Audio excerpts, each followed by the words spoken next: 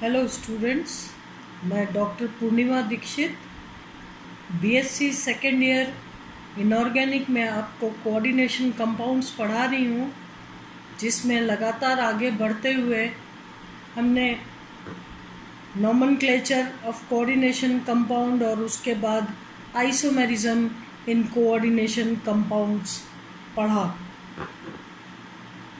आज हम nature of metal ligand bond, धातु लिगेंड बंध की प्रकृति के बारे में पढ़ रहे हैं।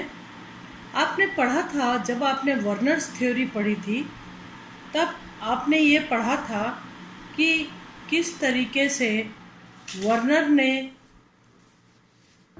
कोबाल्ट क्लोराइड और अमोनिया मिला करके कई कंपाउंड्स बनाए और उनमें बंधन समझाने की कोशिश की, किस प्रकार से इन उपसहसंकुलों में किस प्रकार का बंध रहता है। कुछ उनकी असफलताएं थी वर्नर के सिद्धांत की। वर्नर ने वैसे तो बहुत अच्छी तरह यौगिकों में समावयवता और उनके संरचनाओं या ज्यामिति का बहुत तरीके से वर्णन किया, बहुत स्पष्ट रूप से वर्णन किया और उसके उन्होंने प्रूफ्स भी दिए। लेकिन उस समय इलेक्ट्रॉनिक थ्योरी ऑफ वैलेंसी नहीं डेवलप हुई थी। इस कारण वर्नर अपने द्वितीयक संयोजकता या समन्वय संख्या की पुष्टि नहीं कर पाए। क्या द्वितीयक संयोजकता में बंध का क्या गुण होता है, बंध किस प्रकार से होते हैं, विशेष बंध होते हैं, इन सब बातों की वो पुष्टि इसलिए नहीं कर पाए क्योंकि तब तक संयोजकता का इलेक्ट्रॉनी सिद्धांत नहीं प्रतिपादित हुआ था। उसके बाद सिडविक ने इन उपसहसंयोजक यौगिकों में बंधन को समझाने की कोशिश की। वर्नर ने अवधारणाएं देकर उपसहसंयोजक यौगिकों के गुणों व त्रिविम रसायन को समझाया, परंतु परमाणु की इलेक्ट्रॉनिक अवधारणा तब तक विकसित नहीं हो पाई थी।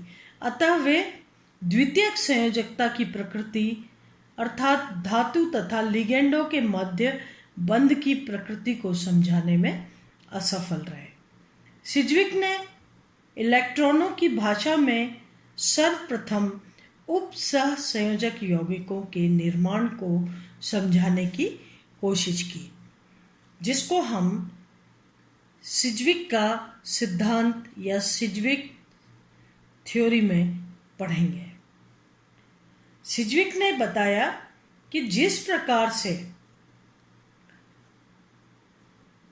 सहसंयोजक बंध बनने में दोनों परमाणुओं द्वारा एक एक इलेक्ट्रॉन का सहभाजन, उनका शेयरिंग होती है एक इलेक्ट्रॉन की और सहसंयोजक बंध बनता है, और दो इलेक्ट्रॉन द्वारा एक सहसंयोजक बंध बनता है। उसी प्रकार उपसहसंयोजक यौगिकों में भी दो इलेक्ट्रॉन द्वारा ही आबंध या बंध बनता है, परंतु ये दोनों ही इलेक्ट्रॉन लिगेंड्स के द्वारा दिए जाते हैं। सिर्फ ये अंतर है, जहाँ सहसंयोजक बंध में दोनों ही परमाणुओं के द्वारा एक एक इलेक्ट्रॉन का साझा होता है और सहसंयोजक बंध बनते हैं, उसी प्रकार से उपसहसंयोजक बंध भी दो ही इलेक्ट्रॉन की शेयरिंग से बनते हैं। सिर्फ अंतर ये होता है कि यहाँ पर दोनों ही इलेक्ट्रॉन लिगेंड्स के द्वारा दिए जाते हैं, न कि साझेदारी तो दो इलेक्ट्रॉन की हो रही है पर दोनों इलेक्ट्रॉन लिगेंड के द्वारा दिए जाते हैं। और बंध के उपसहसंयोजी या बंध को उप सहसंयोजी आबंध या कोऑर्डिनेट कोवैलेंट बॉन्ड कहते हैं और इस बंध को तीर के निशान द्वारा प्रदर्शित करते हैं। जैसे कि अगर उदाहरण के तौर पर हम सिल्वर Ag की बात करें, आप जानते हैं कि Ag जो है ये दो लिगेंड, इसकी समन्वय संख्या 2 होती है, दो लिगेंड से जुड़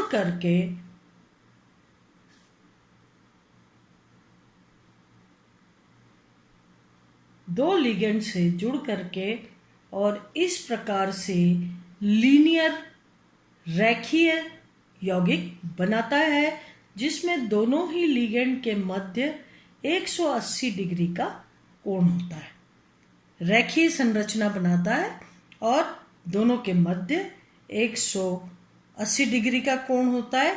यहाँ पर इस कंपाउंड में सिल्वर की क्योंकि स्थायी ऑक्सीकरण अवस्था +1 है, इसलिए ये +1, लेकिन यहाँ कोई ऋण आयन नहीं है, इसलिए प्लस चार्ज इस पूरे संकुल के ऊपर आ जाएगा। इस तरीके से रेखीय संरचना बनाता है। और NH3 में nitrogen lone pair of electron धातु आयन को देता है। इस तरीके से नाइट्रोजन से धातु आयन पर 2 इलेक्ट्रॉन जो है शेयरिंग हो रही है 2 इलेक्ट्रॉन की, लेकिन दोनों इलेक्ट्रॉन NH3 लिगेंड ने दिए, इसलिए उप सहसंयोजक बंध बन रहा है जिसको कि एरो से प्रदर्शित किया जाता है। इस तरीके से सिज्विक ने क्या कहा? सिज्विक ने ये कहा कि धातु आयन अपने चारों तरफ इतनी संख्या में लिगेंडों से जुड़े होते हैं कि इलेक्ट्रॉन की कुल संख्या इस धातु आयन के आगे आने वाली जो उत्तम गैस है उसके इलेक्ट्रॉन की संख्या के बराबर हो जाती है और इसे हम कहते हैं प्रभावी परमाणु क्रमांक या इफेक्टिव एटॉमिक नंबर।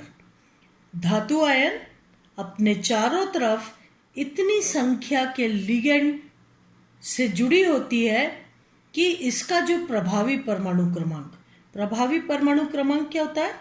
जो भी इस यौगिक में कोबाल्ट पर इलेक्ट्रॉन की संख्या उपस्थित है प्लस उसने लिगेंड से कितने इलेक्ट्रॉन लिए।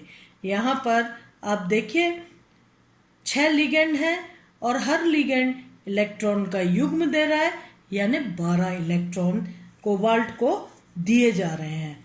तो कोई भी धातु आयन अपने चारों तरफ इतनी संख्या में लिगेंड से जुड़ी होती है कि उसका प्रभावी परमाणु क्रमांक या इफेक्टिव एटॉमिक नंबर आगे आने वाली अक्रिय गैस के बराबर हो जाए। ये इलेक्ट्रॉन्स प्रभावी परमाणु क्रमांक कहलाते हैं। जैसे आप देखिए यहाँ पर कोबाल्ट एटॉमिक नंबर कोबाल्ट का है 27। कोबाल्ट जो है यहाँ पर इस ब्रैकेट के बाहर उप सहसंयोजन क्षेत्र के बाहर +3 लगा हुआ है। इसका मतलब कोबाल्ट की जो ऑक्सीकरण अवस्था है वो है +3। तो कोबाल्ट का एटॉमिक नंबर हो गया 27।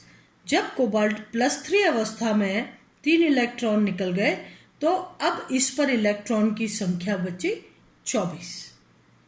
कोबाल्ट अपने चारों तरफ 6 लिगेंड से जुड़ा हुआ है और 6 लिगेंड में से प्रत्येक लिगेंड 2-2 इलेक्ट्रॉन कोबाल्ट को डोनेट कर रहे हैं या उससे उप सहसंयोजक बंध बना रहे हैं।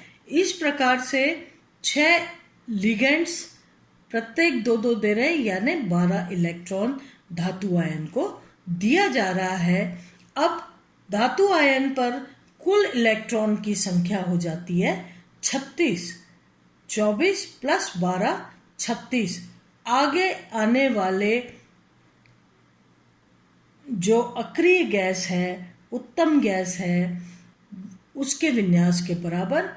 तो कोबाल्ट के बाद आगे आने वाले अक्रिय गैस कौन सी हो गई?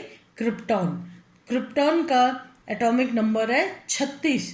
तो कोबाल्ट में जब कोबाल्ट 3+ आयन 6 लिगेंड से जुड़े होते हैं, उसके बाद इसका इफेक्टिव एटॉमिक नंबर हो गया 36, क्योंकि 3+ स्थिति में कोबाल्ट पर उपस्थित इलेक्ट्रॉन 24, 6 लिगेंड से 2 इलेक्ट्रॉन लिया तो 12, और कुल मिला करके 24 + 12 = 36 आगे आने वाली अक्रिय गैस यानी क्रिप्टॉन के बराबर ये प्रभावी परमाणु क्रमांक हो जाता है कोबाल्ट का।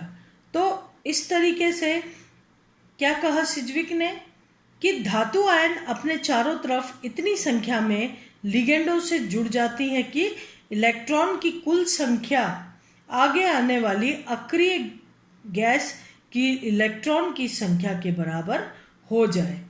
तो ये अब आगे आने वाली अक्रिय गैस की एटॉमिक नंबर के बराबर हो गया। वो क्या कहलाया? कोबाल्ट का। कोबाल्ट का इफेक्टिव एटॉमिक नंबर या प्रभावी परमाणु क्रमांक। और इस तरीके से CONH3 आयन जो है ये एक स्थायी आयन है। यहाँ पर एक एग्जाम्पल और दिया हुआ है, वो है K4FeCN6 का। K4FeCN6 में आप देखिए कि आयरन से जुड़े हुए 6 लिगेंड्स हैं, और आयरन जो है Fe जो है ये यहाँ 6 नेगेटिव और 4 पॉजिटिव लगे हैं, यानी आयरन की ऑक्सीकरण अंक हो जाएगा +2। तो +2 यानी 26 में से 2 इलेक्ट्रॉन कम हुए, आयरन का परमाणु क्रमांक 26 में से 2 इलेक्ट्रॉन कम हुए तो 24। इस तरीके से अगर FeCN6 में देखें, आयरन की परमाणु क्रमांक 26, आयरन +2 स्थिति में है, तो इलेक्ट्रॉन की संख्या जो अब उस पर उपस्थित है +2 स्टेट में वो हो गई 24। 6 लिगेंड जो साइनाइड लिगेंड जुड़े हुए हैं उपसहसंयोजक बंध से, 6 साइनाइड लिगेंड में से प्रत्येक लिगेंड जो है वो 2-2 इलेक्ट्रॉन आयरन को डोनेट कर रहा है, दे रहा है, और उपसहसंयोजक बंध बना रहा है। इस प्रकार से 6 साइनाइड लिगेंड 2-2 इलेक्ट्रॉन जब आयरन को दे देंगे, यानी कुल मिला के अगर 12 इलेक्ट्रॉन देंगे तो 24 + 12 36, जो आयरन का प्रभावी परमाणु क्रमांक है वो हो जाता है 36। लेकिन सिज्विक जो है इस बात को नहीं समझा पाए कि K3FeCN6 भी एक स्थायी यौगिक है। K3FeCN6 में 3 पोटेशियम आयन बाहर लगे हैं। इसका मतलब यहाँ पर 6 ऋणायन में से -3 तो कैंसिल हो रहे हैं और -3 बचे, जो कि आयरन का ऑक्सीकरण अंक होगा। आयरन +3 ऑक्सीकरण अवस्था में उपस्थित है। आयरन की परमाणु क्रमांक 26 +3 यानी 23। आयरन +3 पर उपस्थित इलेक्ट्रॉन की संख्या हो गई 23। 6 साइनाइड लिगेंड द्वारा दिए गए इलेक्ट्रॉन की संख्या हो गई 6 दूनी 12। कुल मिलाकर प्रभावी परमाणु क्रमांक हुआ 35। फिर भी K3FeCN6 एक स्थायी यौगिक है। इस बात के लिए सिज्विक ने ये एक्सप्लेनेशन दिया कि 36 होने के क्रम में ये 35 तक आ गया, 36 पाने के लिए 35 तक आ गया, और इसीलिए ये अक्रिय गैस विन्यास के बहुत करीब है, इसीलिए ये एक स्थायी यौगिक है। दूसरी बात ये हुई कि अगर इसको दोबारा एक्सप्लेन किया जाए तो अधिकांश कोऑर्डिनेशन कंपाउंड्स जो है इफेक्टिव एटॉमिक नंबर या प्रभावी परमाणु क्रमांक को फॉलो करते का पालन करते हैं, है ना। लेकिन इसका अपवाद आपने ये देखा कि ये क्रिप्टॉन 36 के काफ़ी करीब पहुंच गया है और कोशिश ये है कि 36 तक पहुंच जाए।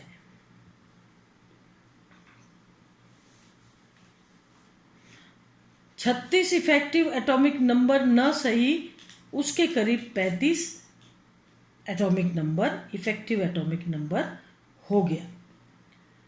लेकिन सिज्विक ये नहीं समझा पाए कि इतने सारे नंबर ऑफ इलेक्ट्रॉन्स कोई भी धातु आयन लिगेंड से लेने के पश्चात ये ऋणावेशित क्यों नहीं हो जाती। सदैव धातु आयन पर या तो 0 चार्ज होता है या फिर कुछ धनावेशित चार्ज होता है।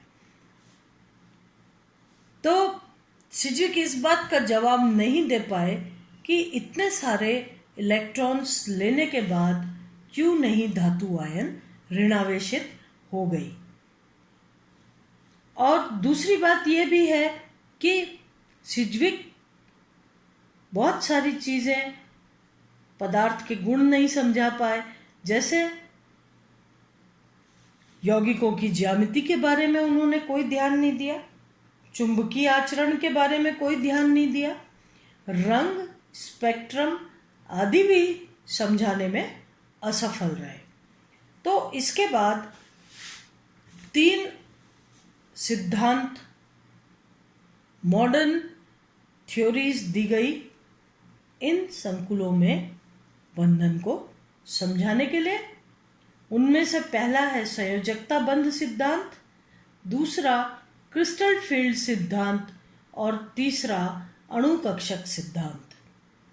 तो सिज्विक थ्योरी के बाद ये 3 सिद्धांत आए और इन सिद्धांतों के द्वारा यौगिकों में बंधन को समझाने की कोशिश की गई।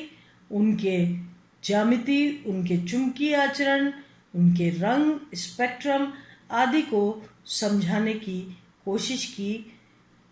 आगे नेक्स्ट लेक्चर में हम संयोजकता बंध सिद्धांत पढ़ेंगे, जिससे पहले डी कक्षकों की आकृति को पढ़ेंगे।